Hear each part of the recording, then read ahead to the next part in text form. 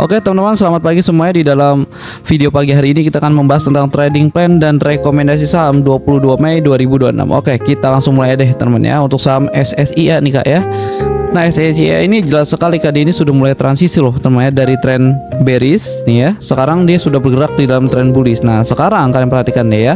Garis merah ini adalah area-area Fibonacci nih Kak ya, area Fibonacci, dan di sini juga ada demand zone Kak ya. Nah, ini disebut juga sebagai confluence. Nah, confluence ini apa?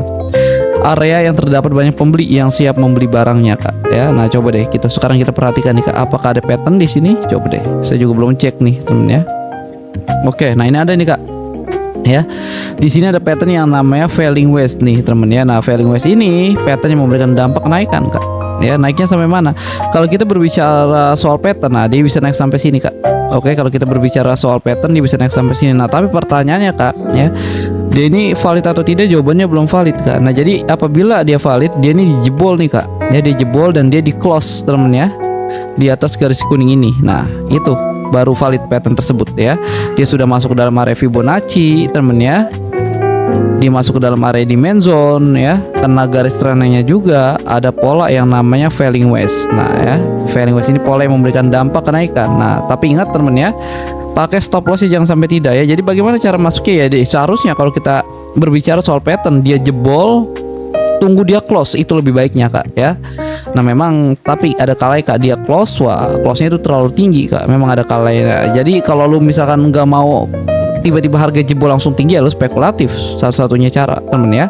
Nah, tapi kalau memang lebih amannya Kak, tunggu dia jebol dan dia tutup di atas garis kuning ini. Nah ya, jadi apapun itu lu mau langsung masuk ya atau lu tunggu jebol, yang penting pakai stop loss Kak ya. Bisa gagal nggak Bang? Ya bisa lah temennya, di market ini tidak ada yang namanya kepastian, ada kemungkinan. Jadi pakai stop loss tidak boleh lebih dari 10%. Oke, kita lanjut lagi untuk saham SIP. Nah, SIP juga sedang bergerak bullish nih temen ya. SIP juga sedang bergerak bullish, dia sudah masuk ke dalam area demand zone-nya, sudah mendekati maksudnya temen ya. Nah, tapi ingat kita butuh konfirmasi Kak, bukan berarti dia mendekati area demand zone ya kalian langsung main hajar-hajar aja, enggak temen ya. Jadi yang pertama nih Kak, apabila harga sudah mulai masuk atau mendekati area tersebut Kak ya, pastikan nih Kak stokastiknya sudah mulai berada di bawah. Oke temen ya, stokastik sudah mulai berada di bawah. Stokastik ini apa? Stokastik ini fungsinya adalah untuk mengukur nafas daripada pergerakan harga, untuk mengukur energi daripada pergerakan harga. Maksudnya apa? Maksudnya ketika harga sudah mulai masuk ke dalam area demand zone nih temennya, lalu diikuti oleh stokastik yang berada di bawah. Nah, ini artinya Kak, penurunan ini sudah mulai terbatas Kak, sudah mulai capek Kak, supply-nya udah mulai habis Kak. Nah, kalau ini sudah terjadi bagus Kak, bagus. Kita lanjut ke konfirmasi yang kedua. Konfirmasi yang kedua apa? Kita perlu perhatikan nanti nih Kak, bagaimana reaksi harganya itu terjadi. Dan sekarang nggak ada candle reversal, nggak ada teman-teman. Jadi kita tinggal nunggu candle reversal, dan jangan lupa pasang volumenya Kak ya. Kalau misalkan nanti dia terkonfirmasi oleh candle reversal yang valid lalu didukung oleh volume menguat, tambah bagus Kak. Oke, kita lanjut lagi untuk saham Elsa ya. Nanti stop loss bisa kalian setting di bawah candle reversalnya ya teman-teman ya, atau tidak boleh lebih dari 10% deh. Kita balik lagi deh ya, atau tidak boleh lebih dari 10%, dan TP nanti bisa kalian setting di resistance terdekatnya aja dulu ya. Nah, jangan langsung jauh-jauh Kak ya. Oke, kita langsung mulai lagi deh untuk saham Elsa deh temen ya. Untuk Elsa juga ya udah kita bahas di awal Kak, dia membuat pattern yang namanya rising wedge. Nah, rising wedge ini adalah pattern yang memberikan dampak penurunan Kak ya, turunnya sampai sini. Nah, dia memang sudah sampai nih Kak ya ke dalam area yang sangat krusial, yang sangat penting ini ya. Nah, tapi kayaknya kalau orang pemula masuk nggak tahu caranya, wah ini terlalu berbahaya juga teman-teman. Jadi wait and see dulu deh Kak ya. Jadi nggak ada posisi apa-apa dulu deh untuk saham Elsa deh. Memang kondisi juga kan sedang seperti ini Kak ya. Nah, untuk saham PTRO juga sedang menguji nih Kak ya, area multiple rejection. Nah, ini disebut juga sebagai area multiple rejection. Seharusnya sih Kak ya, kalau dia sedang mendekati area-area tersebut nih ya, satu atau dua candle lagi Kak, seharusnya muncul candle hijau Kak ya. Seharusnya ya, satu atau dua candle lagi harusnya muncul candle hijau. Nah, sebenarnya kalau nyali lu kuat temennya, berani ya, lu bisa nih Kak memanfaatkan untuk rebound jangka pendeknya. Oke, memanfaatkan untuk rebound jangka pendeknya, tapi ingat pakai stop loss ya, pakai stop loss temennya. Nah, kira-kira seperti itu. Oke, kita lanjut lagi untuk saham Bumi. Oke, Bumi juga masih ada potensi penurunan nih temennya. Jadi di sini kita ada dua plan nih Kak. Yang pertama nih Kak ya, dia bisa langsung jebol kak ya, dijebol lanjut turun sampai ke area tersebut. Nah ini kenapa kok bisa sampai area tersebut? Ini adalah harmonic support yang kita dapat dengan cara kita ukur pakai Fibonacci. Itu plan yang pertama, dia langsung turun. Plan yang kedua, dia naik dulu nih kak ya, tapi ingat kalaupun dia naik, kenaikannya ini cuma sebatas kenaikan sementara aja, sebatas koreksi aja kak. Setelah itu lanjut turun lagi kak ya untuk saham Bumi.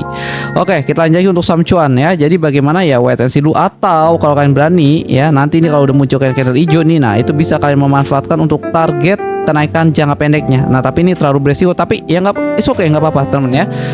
Yang penting apa, pakai stop lossnya kak, tidak boleh lebih dari 10%. Oke, kita lanjut lagi untuk saham cuan. Wah, cuan sih nih cuan juga temennya di sini sebenarnya masih ada area support kuatnya belum tersentuh. Nah ini jadi kalian harus berhati-hati nih kak ya. Jadi untuk saham cuan juga sebenarnya ya, 1 atau 2 candle lagi nih kak ya, pasti muncul candle hijau nih temen ya.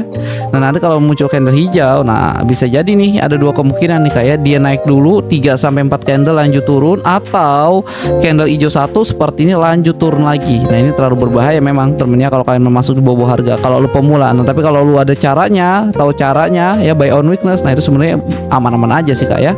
Yang penting apa, pakai stop lossnya. Oke, kita lanjut lagi untuk saham Raja. Saham Raja juga sedang berada di area support kuatnya. Nah sebenarnya nih kak, kalau saya nih kayak pribadi, kalau udah seperti ini kak, saya bisa memanfaatkan ketika di false break ya, tapi memang terlalu beresiko ya.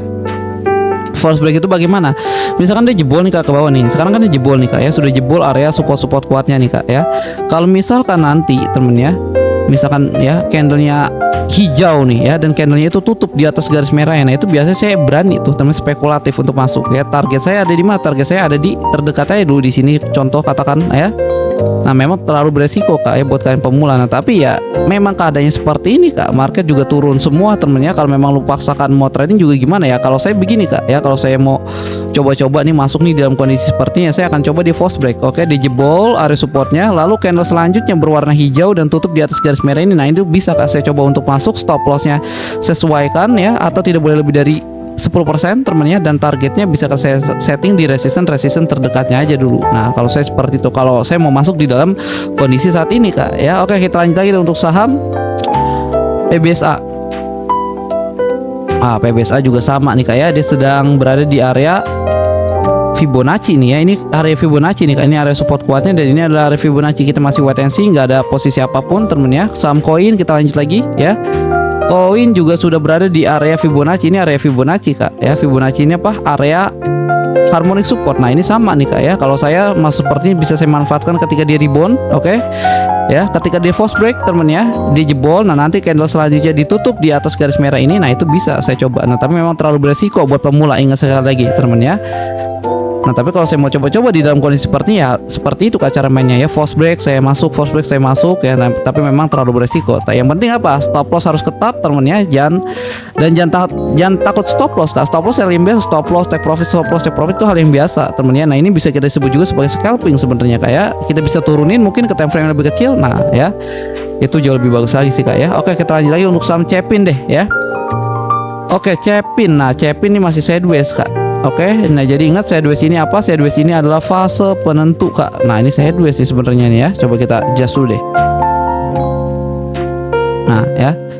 Nah ini sideways ini apa? Sideways ini adalah fase penentu. Oke, karena ini fase penentu, kalian nggak tahu nih kak, dia jebolnya ke bawah, dia jebolnya ke atas temennya. Nah jadi ya lebih baik kalau di dalam kondisi seperti ini lu tunggu dia retest, dia jebol ke atas, naik 3-4 candle, dia retest. Nah ya baru kalian bisa eksekusi nanti di sini, dan harga akan bergerak naik ya. Kalau dia sudah terbentuk pattern seperti ini. Nah tapi kalau misalkan lu main hajar-hajar di sini aja, harganya gagal jebol ke atas, lu bisa diseret ke bawah kak. Itu resikonya temen ya. Kalau udah seperti ini ya, nanti bisa kalian perhatikan konfirmasi bagaimana semua konfirmasi sudah mendukung. Nah ya dia akan melanjutkan penguatannya kak ya, atau dia akan mengejar nih kak ya area-area kuatnya. Contoh ada di sini nih kak, di sini ada area multiple rejection. Nah ini minimal nih kak, dia akan mengejar area tersebut apabila dia sudah terbentuk pattern seperti ini. Nah kira-kira seperti itu temen ya. Ya memang di dalam kondisi seperti ini semuanya ya rata-rata turun tajam semua kak ya. Justru kalau kita trader sebenarnya ya, khususnya pemula ya, kita masih wait and see semua sih temennya.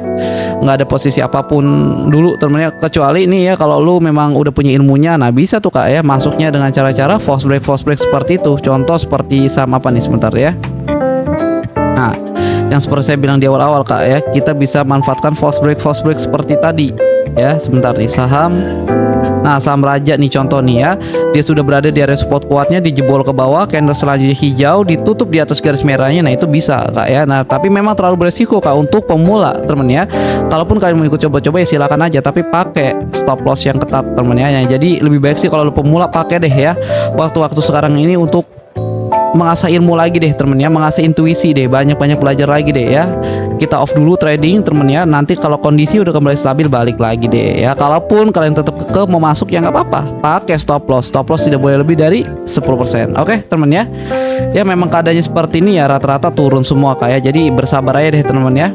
Nah memang kadang-kadang kalau seperti ini Kak ya, saham lagi jelek, nah kalian harus bisa trading semuanya Kak. Gold bisa ya, kripto bisa. Jadi kalau saham lagi turun ya lu pindah ke kripto, kripto lagi turun lu pindah ke emas, emas lagi turun lu pindah ke saham. Nah ya harus bisa temennya. Nanti saya buatin deh ya bagaimana cara trading kripto, bagaimana cara trading emas dan lain sebagainya, nanti saya update deh temennya di video-video selanjutnya. Oke temennya, saya Rido Siap pamit undur diri. Assalamualaikum warahmatullahi wabarakatuh.